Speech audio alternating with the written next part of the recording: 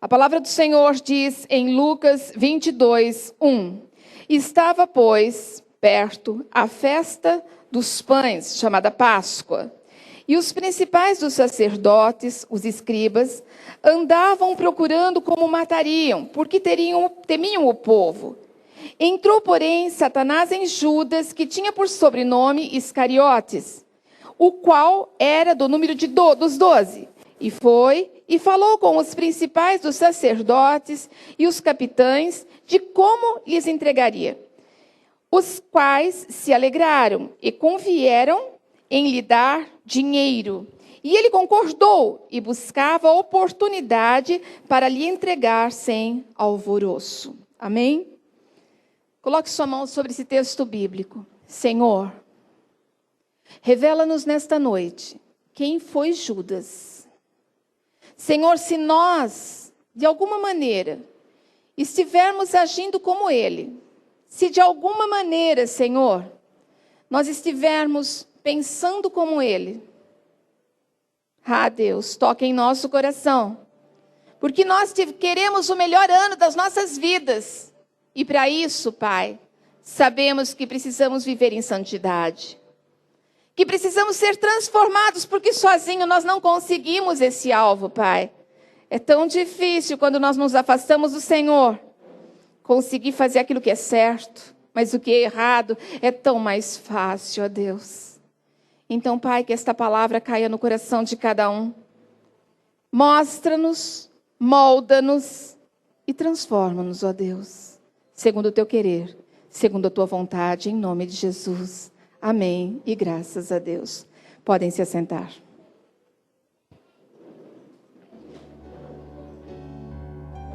Eu acho interessante que quando nós falamos sobre nomes para os nossos filhos, nome é uma coisa de época, né?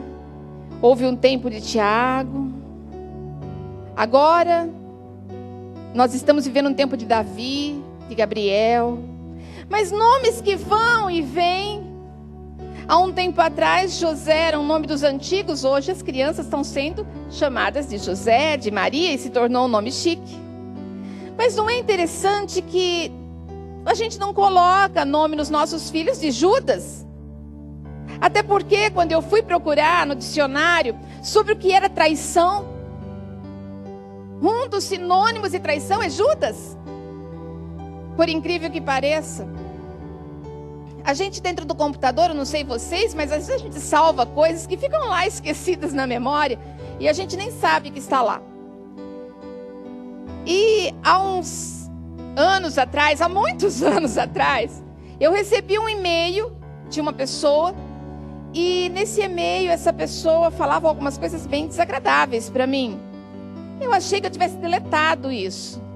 Hoje, eu queria saber se eu tinha algum texto sobre Judas e eu digitei lá no meu computador, na procura, na busca, Judas. Mas não foi aparecer exatamente esse e-mail que eu havia recebido, deve ter uns 6 anos atrás esse e-mail. Está lá na minha caixa de mensagens ainda. Nem deletei. Mas eu ri tanto, eu ri alto. Eu falei assim, olha, esse daqui era o Judas mesmo. E detalhe, eu abri para ver a carta de novo, não tinha nenhuma palavra Judas. Eu ri sozinha, quer dizer, traição, Judas, não tem como fugir. Mas, igreja, a gente não coloca o nome dos nossos filhos. Vem cá, Judas. Primeiro que a nova geração, o máximo que vai lembrar é que tem que malhar o pau de Judas. Quem não conhece Jesus não sabe nem o que ele fez. Mas eu acho interessante que Judas, ele marcou uma história. E ele fez do nome dele um nome negativo, um nome que trazia até mesmo sentimentos de vingança.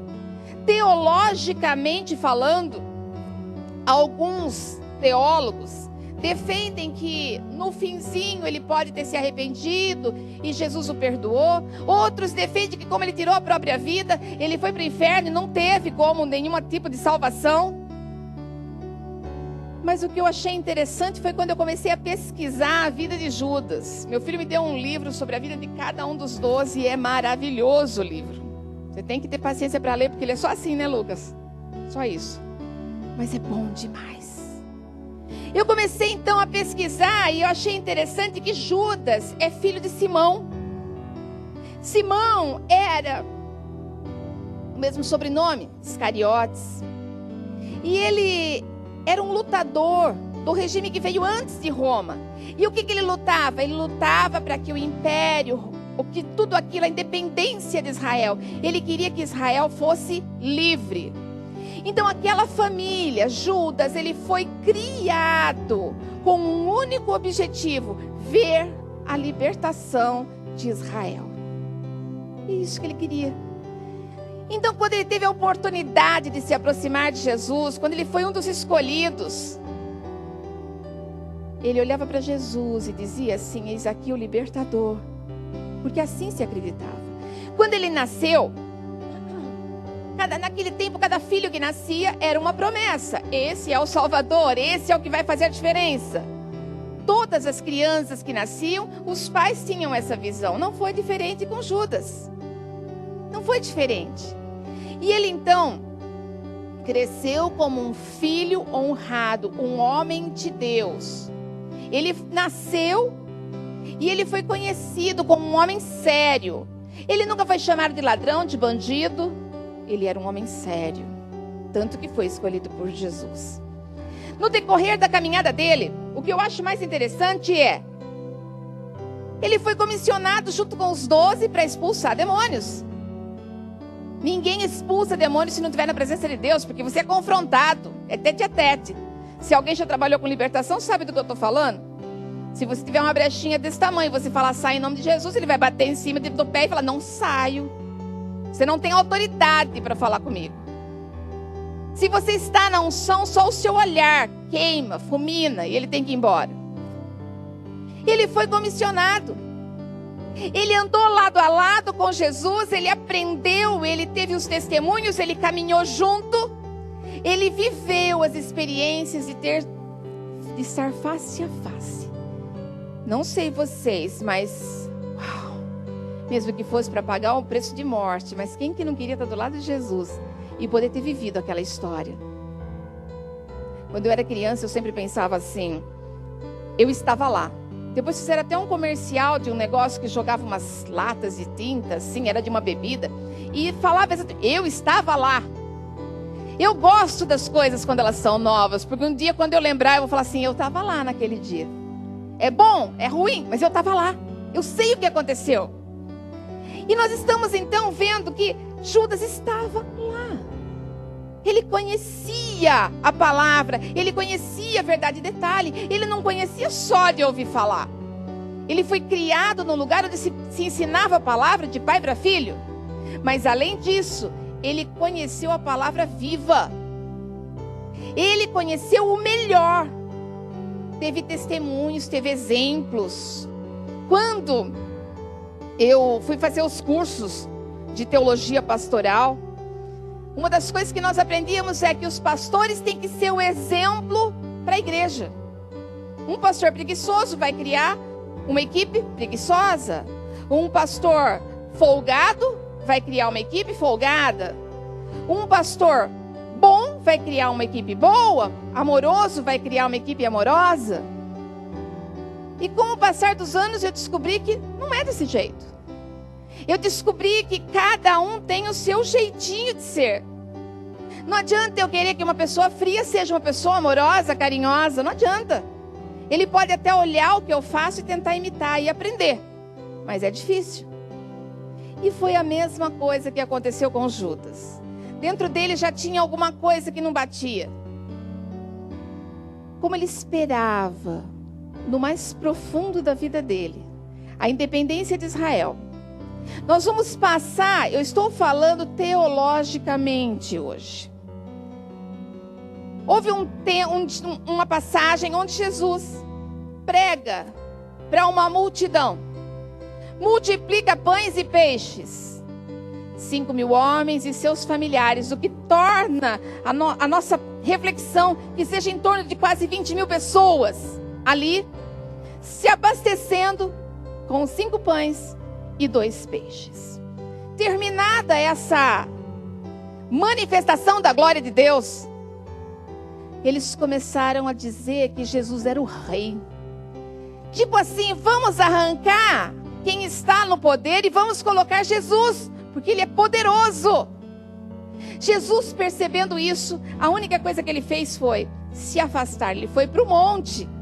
Quem conhece a passagem bíblica vai lembrar disso daí. Ele foi para o monte. Enquanto isso, os seus apóstolos entraram no barco e foram para outro lado. Esse pedaço aí é tremendo da Bíblia. E aí nós vamos vendo o quê? Se Judas tinha na visão dele que ele queria a libertação de Israel, naquela hora em que ele ouviu pela primeira vez o povo dizendo assim: ei, Jesus pode ser o nosso rei. Imagina o que acendeu dentro dele. Chegou a hora, eu vou estar lá. Eu estava lá. Chegou a hora, o libertador é aqui. Então é isso mesmo. Quando ele viu que Jesus se afastou e foi para o monte, houve uma certa confusão na cabeça dele. Mas se o cara é o cara, por que ele não quer isso? Porque Jesus iria ser reconhecido, não antes da morte dele, mas muito mais após a morte dele. Jesus sabia disso, mas ele não. Mas nesse tempo o coração dele já estava começando a azedar. E sabe o que é triste? Eu vou falar por mim porque eu não posso falar de você. Mas quantas vezes que o coração da gente já se azedou? E a gente ficou quietinho. Quantas vezes que nós não vemos coisa errada e nos calamos. E dizemos assim: não, tá só aqui comigo, eu não vou abrir a boca. Mas você deve sim. Aquilo que te incomoda, o certo é você chegar e resolver com a pessoa. Quando ele sentiu isso, já foi algo estranho. Mas a tendência do ser humano é sentir umas coisas ruins com relação ao próximo e achar que isso é normal. É normal mesmo? Como que pode ser normal eu ter raiva de alguém? Como que pode ser normal eu querer o mal de alguém, se todos nós somos filhos de Deus, do mesmo Deus? Como que eu posso olhar para o meu irmão e falar assim: eu quero o mal do meu irmão, se o próprio Deus ama ele, ama de uma maneira tal que morreu por ele e por mim? Então nesse caso, não tem como nós nos azedarmos. Mas quem aqui nunca se azedou com alguém? Quem aqui nunca se estressou com alguém? Quem aqui nunca teve vontade de dar umas bordoadas em alguém? Quem aqui nunca errou? Somos humanos. E a gente vai deixando com que aquela coisa ruim vá crescendo dentro da gente. Jesus logo depois desce do monte, e eu já vou para outra pregação, onde ele faz a pregação, e ele é muito duro na pregação que ele faz. Aquele monte de gente que estava seguindo ele, foi aos poucos se debandando, e ficou com ele apenas os 12 ficaram. Ele então fala assim: se estiver alguém aqui que não está contente, pode ir com eles. Foram? Não, os 12 ficaram. Gente, naquela hora, Judas deveria ter dito assim: Jesus, eu tô esquisito, eu andei meio estranho, eu tô olhando para você, mas eu tô te vendo como um cara fraco. Eu achava que você era o rei, mas agora eu tô olhando você e vejo você como um covarde. Eu olho para você, Jesus, e eu não vejo o cara que eu esperava. Me ajuda, Jesus, me perdoa pelo que eu estou sentindo e me ajuda a ser uma pessoa melhor, me ajuda a sair dessa situação. Quando você se vê no meio de um conflito, a maioria das vezes você acha que aquilo é normal. Estou implicada com essa pessoa, é normal. Quero que você coloque uma coisa na sua cabeça: ter raiva dentro do teu coração não é normal. Ira não é normal. Implicância não é normal. Conversa com Deus. Pede perdão: Senhor, toca no meu coração. E o que foi acontecendo naquele momento, quando Jesus falou assim: Judas, você quer falar alguma coisa? Alguém quer falar alguma coisa que não está concordando com a minha atitude? Todos se calaram, inclusive Judas. Pedro então, que era o Pedro, e o Pedro era aquele que ia na frente, já virou e falou assim, não, tá tudo bem. Nós vamos com o Senhor até o fim.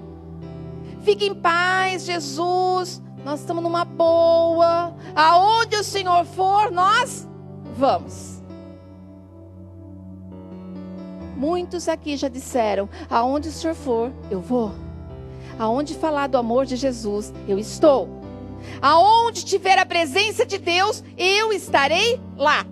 Muitos de vocês fizeram isso já. Mas muitas vezes estar no meio da igreja. É interessante que algumas pessoas falam assim, mas eu vou na igreja, eu sou de Deus. Mas eu vou, eu congrego com os irmãozinhos. Quando tem um churrasco, eu nem vou lá na minha família, porque ela só tem bebida, besteira. Eu fico ali no meio dos meus irmãozinhos. Quanto que acontece de escarnecimento na roda dos irmãozinhos? Quase nada. Nunca ninguém foi num churrasquinho de igreja que meteu o pau no pastor, que o coitado sentia até se estremecer por dentro, assim, não sabia o que estava acontecendo. Vocês nunca presenciaram isso? Eu já. E como vocês conhecem a minha história, eu cheguei no meio no próximo churrasco, você vai, irmã? Não vou. Vocês falam mal de todo mundo, eu não quero estar no meio disso. A palavra de Deus diz que a gente não pode estar no meio da roda dos escarnecedores. Gente, eu não sei o que aconteceu, ficou todo mundo com raiva de mim. Não me misturo mesmo. O André está cedendo a casa dele para fazer uns eventos. Evento? Já virou evento, hein, André? Falei para o André assim, André, se você ouvir uma fofoca lá, você corta na hora ou manda calar a boca. Não foi isso? Com essa educação toda, né, André? Manda calar a boca. Professora, pastora grossa. Mas é verdade. Enquanto todos estiverem ali para edificar um ao outro, fiquem. O dia que sair uma fofoca, ou uma contenda, ou um sentimento ruim, corta. Porque a gente corta o mal pela raiz. É sério isso, igreja. Nós precisamos estar o tempo todo em lugares que nos edificam. E se você for o problema, morde a língua, mas não fala nada. Mas eu queria saber. Não interessa. Mas eu queria falar. Não fala. Não faça nada que desagrade a Deus. Não faz nada. Nós sabemos então que Judas tinha uma vida dupla. O que é ter uma vida dupla? Talvez aqui eu tenha pessoas que têm uma vida dupla. Será? Eu vou na igreja, mas tenho ódio dentro do meu coração. Eu vou na igreja, eu sirvo a Jesus, mas eu estou em adultério. Eu vou na igreja, eu me chamo cristão, ou eu me intitulo crente, mas eu estou em fornicação. Eu estou ainda bebendo e me drogando. Eu ainda estou roubando no troco. Isso é ter uma vida dupla. Eu sou uma bênção aqui dentro da igreja. Porque será que muitas vezes a gente... E eu já escutei isso, não foi uma vez só.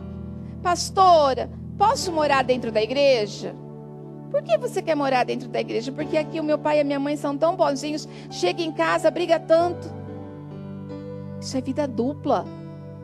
Isso é uma situação em que você fala que é uma pessoa, mas você não é aquilo que você fala. Está escondido dentro de você. O que tem dentro de você?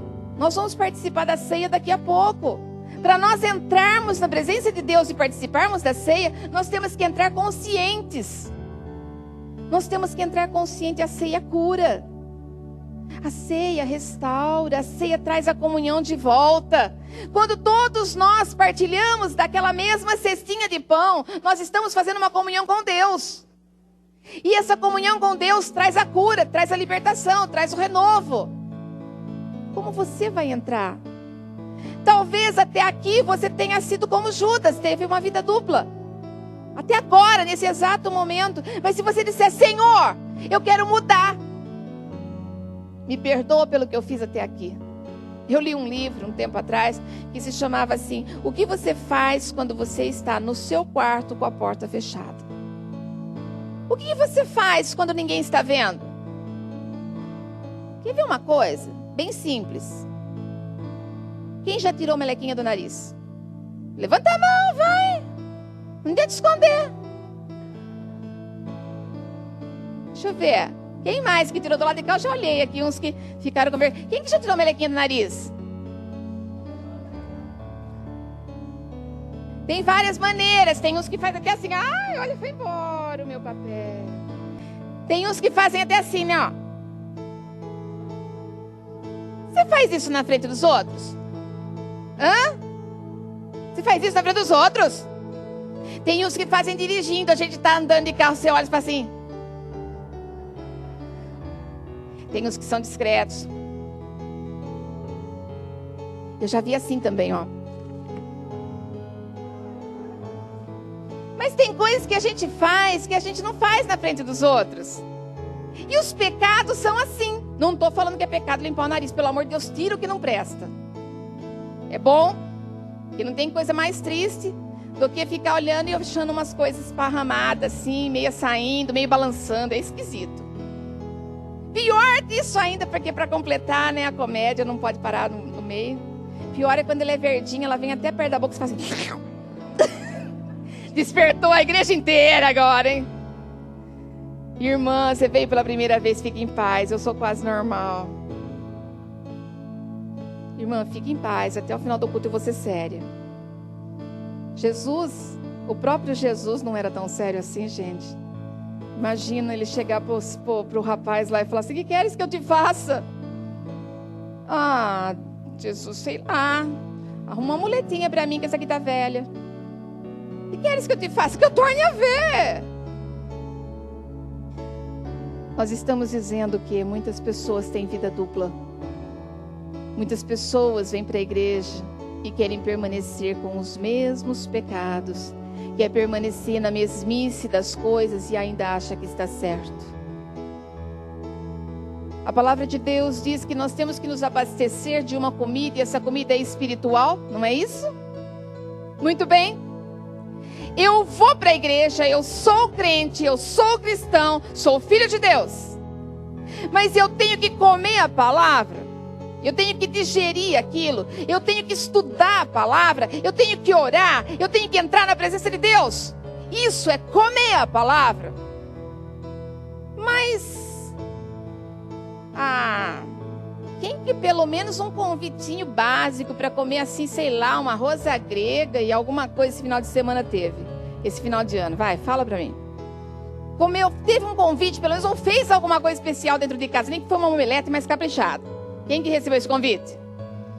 Ou em casa, ou para fora. Tava bom? Você comeu? Tava bom? Tá. Se você catar, chegar naquele lugar, uma mesa farta, com as melhores comidas, para quem gosta de doce, os doces mais lindos, para quem gosta de salgados, salgados mais lindos, para quem gosta de saladas, saladas mais azedas, era para mim. E você simplesmente olha, e olha para aquilo e chega.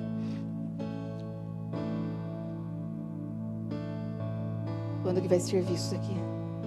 Mas eu simplesmente sento na mesa do banquete. Todos ao meu redor estão comendo, menos eu. Eu vou sair dali satisfeito? É claro que não. Pessoas que vão para a igreja e se dizem crentes e se dizem cristãos, mas não estão comendo da palavra para ser transformado, não saciarão a sua fome jamais. É a mesma coisa que entrar e sentar na mesa do banquete e não fazer nada. Você é o tipo de pessoa que tem que tomar satisfação de tudo? Você tem razão de tudo. Você sabe pedir perdão? A palavra perdão é a palavra mais difícil de ser dita. Repete comigo assim, ó. Me perdoa. Foi difícil? Essa risada foi sarcástica agora. De novo, vai falar assim: me perdoa. Tá legal. Olha para essa pessoa que é da sua família, o seu amigo, e fala para ele assim: me perdoa. É fácil? É fácil? Fala a verdade. É fácil? Quando você erra, você tem facilidade de pedir perdão? Judas poderia ter pedido perdão até depois que ele aprontou tudo. E mesmo assim, ele não se arrependeu. Ele teve remorso. É diferente de remorso de arrependimento. A palavra de Deus diz que ele foi e fez uma negociação e recebeu 30 moedas de prata. E ele disse assim: olha, eu vou com cuidado e vou mostrar quem é Jesus. Chegando lá, eu dou um beijinho na bochecha dele, tá tudo certo. Hóspio santo. Vem lá, Jesus está lá, já está chegando a hora, meu Pai. Se possível, afasta de mim esse cálice, mas que seja feita a tua vontade, não a minha. Jesus falando ali com Deus. E ele fala para os apóstolos dele: ora para não cair em tentação. Muitas pessoas pensam que é para eles orarem, para que eles possam ajudar Jesus. Não, era para que eles não caíssem em tentação, para que eles não sucumbissem a tudo aquilo. Era por isso que tinha que orar. Mas a tristeza que eles sentiam no espírito deles era tão forte que eles dormiam. Jesus então vem e fala: vim contra dormindo de novo, mas nem uma hora pudesse vigiar comigo. Acordam todos. E Jesus fala: agora é tarde demais, chegou a minha hora. Nisso vem alguns soldados, um alvoroço. E vem desse canto, Jesus vai de encontro. E vem Judas e ele diz assim: eis que está chegando aquele que me traiu. Judas então vem, dá um beijo no rosto dele. E automaticamente Jesus, seguram Jesus e ele é aprisionado. Pedro, Pedro, foi lá e cortou a orelha do soldado. Não. Sem espada, sem violência. Fica imaginando a coisa linda. Jesus soltando a mãozinha dele, falando assim: tá aqui, ó, pega a sua orelha de volta, vai. Gente, isso é tremendo. Isso é tremendo.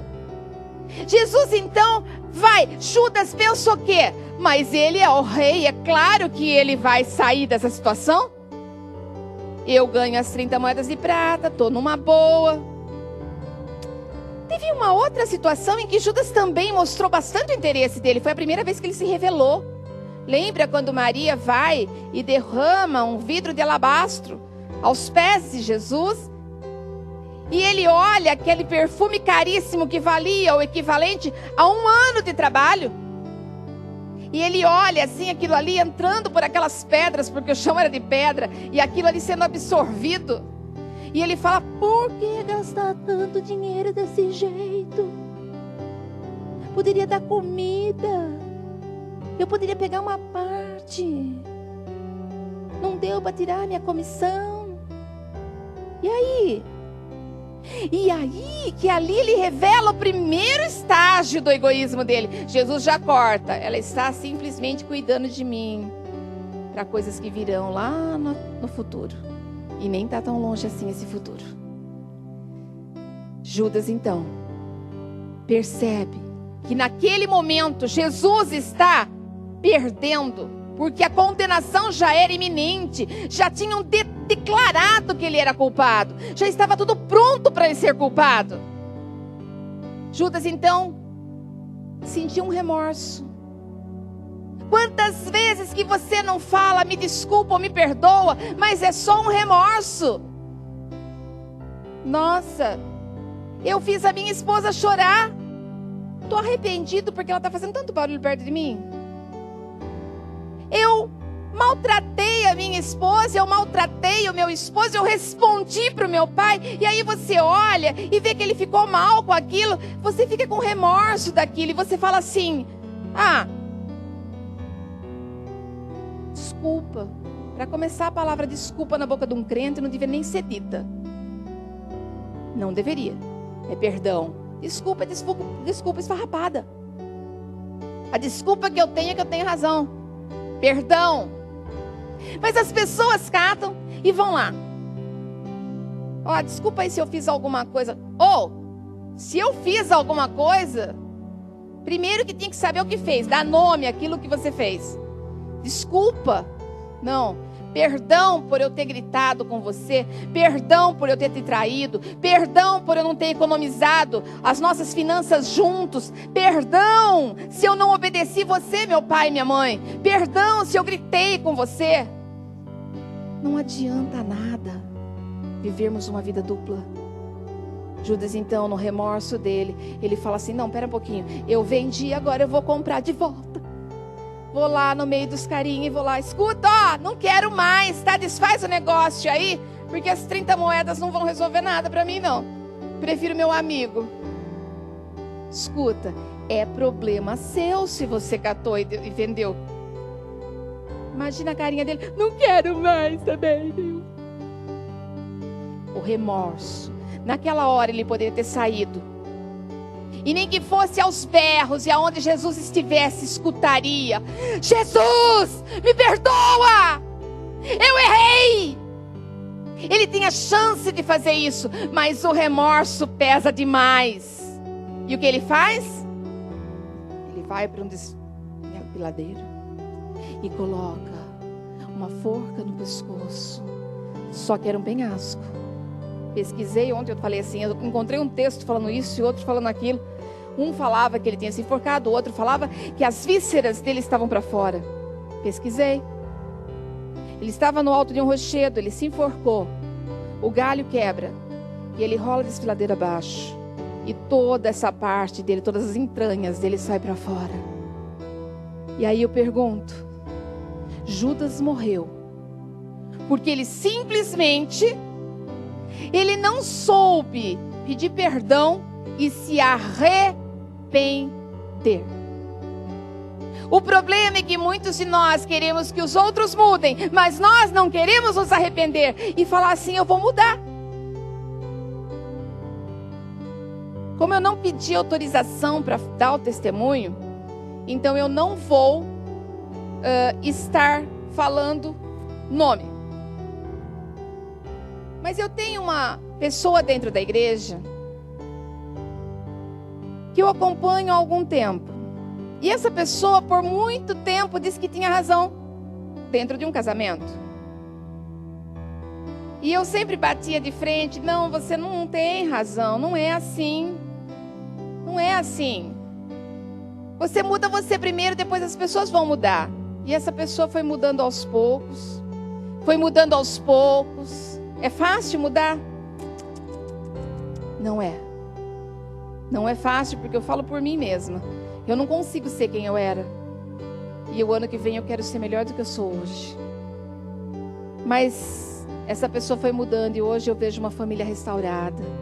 Hoje eu vejo filhos restaurados, casamento restaurado. Mas começou a mudança por quem? Pela vítima. Não pelo algoz. A vítima teve que mudar. A pessoa que se sentia mais injustiçada teve que começar a mudar. Uns vão ter que ter transformação. Vai ter que transformar. Quer mudança para 2017? Comece a transformar. O marido é chato, insuportável? Comece a transformar. Mas ele ri. Ele não gosta de rir. Mas nem que você tenha que catar uma peninha e passar no nariz dele quando ele estiver dormindo. Vai ser perfeito. Ele não vai rir, ele vai xingar. Mas pelo menos ele põe para fora. Leve a vida numa boa. Perdoa com mais facilidade. Começa da estaca zero, Jesus. Ele tem tudo para renovar a sua vida e a sua história. Você foi rejeitado pelos seus pais? E daí? Você tem uma família, a família de Cristo hoje. Você foi rejeitado pelos seus filhos? Comece da estaca zero. Você não vai viver um mar de rosas todos os dias. Terão dias de tristeza, de lutas. Terão dias de rejeição. Nós teremos dias de enfermidade. Teremos dias que não vamos nem poder falar, porque a nossa voz não vai sair. Começa de novo, e de novo, e de novo. Judas perdeu a oportunidade dele. Mas para vocês ainda tem chance, para mim ainda tem chance. Começa de novo. Você errou? pecou. Não, mas o meu pecado é imperdoável. Eu servi outros deuses. Eu derramei sangue inocente para demônios. Hoje eu pago as consequências. Eu fiz aborto. Eu pago as consequências disso que eu fiz. Começa de novo, e de novo, e de novo. Mas não perca a sua salvação. Esse é o ponto mais importante da nossa vida. Nós não vivemos para agora, nós vivemos para a eternidade. E na eternidade, nós encontraremos a paz que excede todo o entendimento.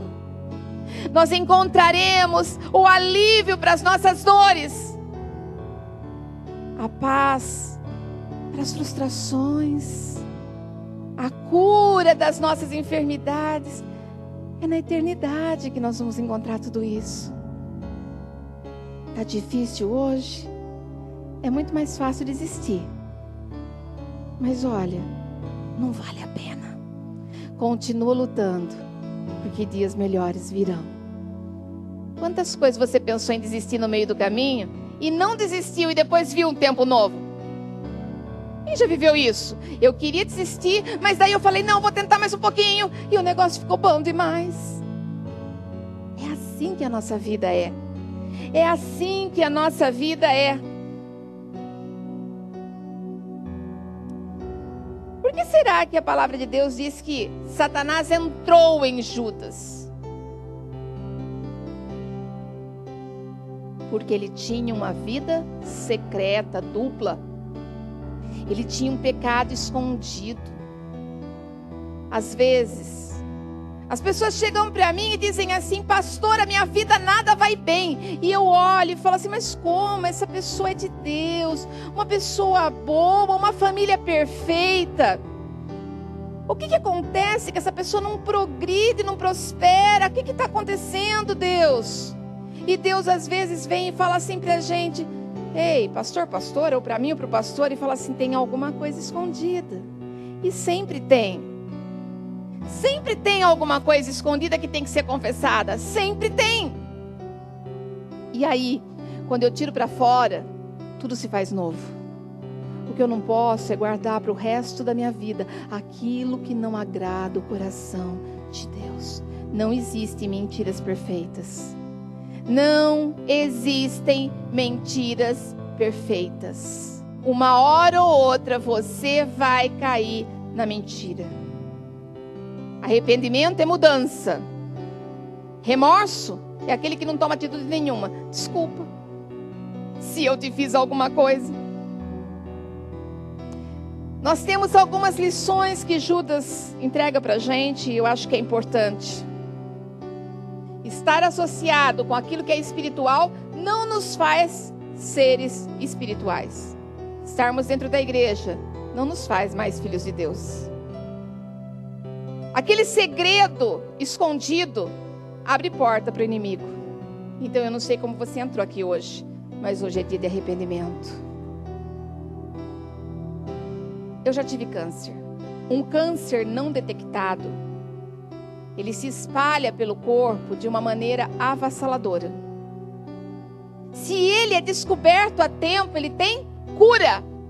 Pecado é a mesma coisa. Se ele for descoberto a tempo, ele tem salvação. Porque o arrependimento e o perdão muda tudo. Mas se você não faz a tempo, você morre naquilo e perde a sua bênção final. A bênção da eternidade. Isso custou a vida de Judas. Satanás e seus demônios estão procurando oportunidade para trabalhar na sua vida. Muitas oportunidades. E ele consegue quando você esconde, às vezes até de você mesmo. Pecado é igual pegar moeda. Eu, quando era pequena, se eu achava um troco, minha mãe nunca brigou comigo. Eu podia pegar o troquinho para mim. Se eu ia no supermercado, eu podia ficar com o troco. Mas para mim se tornou tão natural, eu ia e ficava com o troco. Era algo que assim, desde pequenininho, eu sempre fiquei com o troco. Então sobrava lá R$1, eu ficava com o troco. Sobrava R$5, eu ficava com o troco. Sobrava R$20, eu ficava com o troco. E eu lembro que um dia, tipo assim, lógico que não era essa moeda, né? Era cruzeiro. Mas assim, eu sou desse tempo.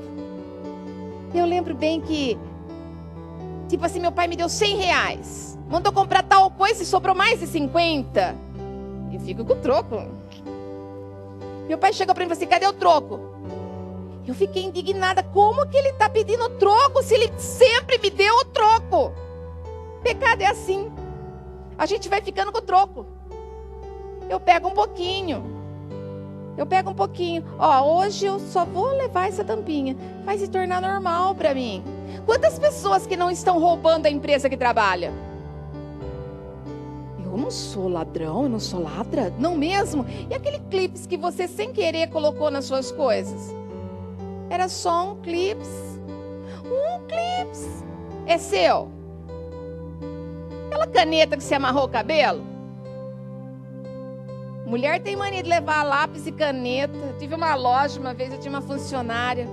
Ela tinha cabelo comprido, todo dia ela levava um lápis. Um dia eu falei assim, escuta, onde estão os lápis aqui? Tá vendendo? Não tô vendo escrito aqui no computador. Ah, e amanhã eu trago. Ela trouxe quase uma caixa de lápis para mim. E o pecado é assim, a gente vai fazendo aos pouquinhos. Ah, é só uma novelinha, uma cena de sexo. O que tem? Vixe, isso aí até criança vê. Uau, é só um comercial com essa moça tomando banho sem roupa. Ah, se eu já vi a moça tomando banho sem roupa, não tem problema nenhum. Eu agora dar uma olhadinha também naquele site lá, assim, né? E já mexeu em site pornô, sabe como funciona? Você vai clicar um botãozinho e vê só uma foto. Daí você quer ver outra foto. Ah, depois tem um vídeo também. Vamos ver o vídeo? É só um vídeo. Mas você está abrindo um portal na sua vida, assim como Judas. E a porta aberta, Satanás vai trabalhar. Você sabe de onde você veio. Você sabe quais são as portas que o inimigo vai sempre mostrar para você.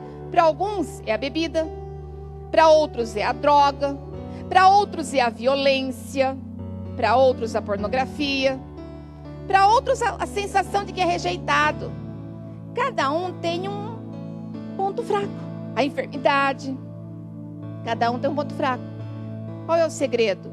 Percebeu que a porta está abrindo? Fecha. A palavra de Deus diz que se um olho te fizer pecar, você deve arrancar. Se um braço te fizer pecar, você arranca. Se o computador te faz pecar, arranca. Desliga. Não, mas é o WhatsApp. Ô, gente, cada grupo, hein, pelo amor, hein? Fala sério. Eu passei por uma situação constrangedora esses tempos atrás aí. E o pior é que não sai da minha cabeça. Era besteira. Mas tudo aquilo que entra pelos nossos olhos, fica nos nossos olhos. Eu vi uma coisa. Fiz até assim para olhar. Ô bem, vem de alguém. O que é isso? Ele, desliga isso. Tá bom. Amém. Eu pedi para ver pornografia. Estava lá de graça. E o que você fez, pastora? Deletei, é claro, saí do grupo. Mas e daí? Gente, acorda. Dá tempo. Vocês vão passar pela ceia daqui a pouquinho. Não adianta você ficar triste pelas coisas que você errou. Não adianta você chorar pelas coisas que você já fez. Tristeza não muda história. Saudade não traz de volta. O que muda é posicionamento. Quero que você fale agora com o Senhor. Peça para Ele: Senhor, me perdoa. Me perdoa pelos meus erros do passado. Me perdoa pelo que fiz hoje. Me perdoa porque eu não consigo sair desse lugar. Me perdoe porque o meu ponto fraco está difícil demais para eu sair. Então, Senhor, me ajuda a ser diferente. Eu quero ser transformado segundo o teu caráter, Senhor. Eu quero ter o teu amor, o amor de Cristo em mim. Fala com Ele. Pede uma direção, muda tudo. Deixa Deus trazer a cura. Deixa Deus trazer o renovo. Deixa Deus tocar na sua vida agora. Fala com Ele. Se preciso for, chora para Ele. Se por acaso você tiver aí com um problema, com uma pessoa que está aí, pede perdão para ela. Não vai pedir perdão por qualquer coisa. Me perdoa porque eu não tive tanta paciência com você. Me perdoa.